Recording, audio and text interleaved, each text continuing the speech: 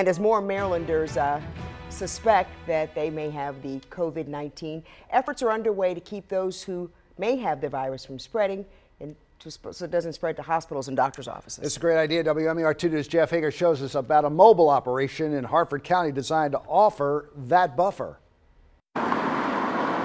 One of the last things any hospital would want during a pandemic is potentially infected people driving up to its emergency room and putting others at risk, which is why the Upper Chesapeake Medical Center is now positioning a mobile operations van in its parking lot. The purpose overall is to keep people that suspect they may have been exposed from ever having to step foot in a healthcare facility until they absolutely need to.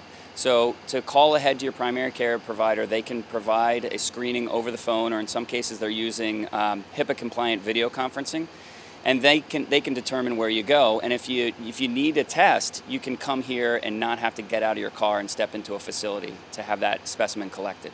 In its first 2 hours today, nurses swabbed a dozen patients, all with lab orders from their doctors and an appointment. Those who show up without them will be turned away. If they're too high risk, there's a process for the patient to have the practice call ahead to the emergency department and somebody can meet them there. If they're too low risk, we probably don't want to use supplies that are really in high demand. So we have to find just that right patient, right candidate. And so we're going to run this testing operation for 4 hours, 3 days a week. The mobile operation is a pilot for the University of Maryland medical system, and there's no guarantee it will be sustainable.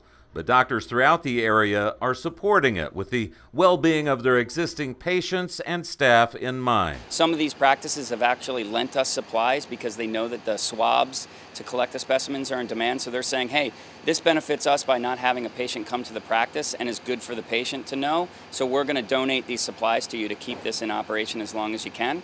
And we're going to have to evaluate almost on a daily basis whether or not we can run the operation the next day. And it's really determinant on the supply availability. In Bel Air, Jeff Hager, WMAR 2 News.